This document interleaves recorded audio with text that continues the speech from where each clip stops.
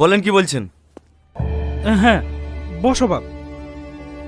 কি করবো বলো তো বাপ, আমি আর পাচ্ছি না। কেন আবার কি হলো? প্রিয়া গলায় দড়ি দিতে গেছিল। হ্যাঁ?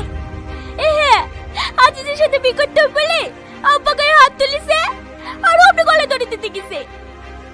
ভাগ্য বলে মা দেখে ফেলিছে, নাহলে কি যে হইতো। সামাদ, তুমি রাগ করো না মধু। ও যার সাথে বিটা করতে আছে তার সাথে বিটা দিয়ে দাও। কিন্তু আমি তো আজিজকে কথা দিয়ে ফেলেছি। কি করবো বলো, আমরা তোর মেয়েটুকে মেরে ফেলতে পারছি না। কালকে আগুনদের বাড়ির লোকজন আসছে বীর কথা বলতে, তুমি একটু থেকো বাপ। আমি থাকতে পারবো না। দেখো মধু, তুমি শুধু এবারে জামাই না, বাড়ির বড় ছেলে। তুমি না থাকলে আমি কি করে বীর কথা বলবো বলো? আমি তোমার হাত ধরছি বাপ। আরে আরে, রাগ করো না। ঠিক আছে ঠিক আছে, থাকবো।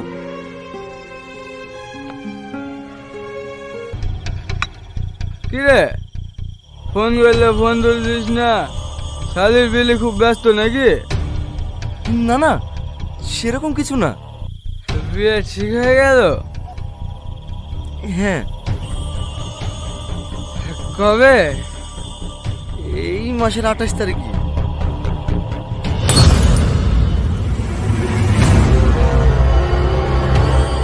শালা, শালাকে পয়সা চাকরি দেওয়ার লাগি আমি আব্বাকে বলি এমপি কাছে পর্যন্ত গেছি। যত টাকা ঘুষ লেগেছে সব আমি দিয়েছি, শুধু তার শালকে পাওয়ার আশায়।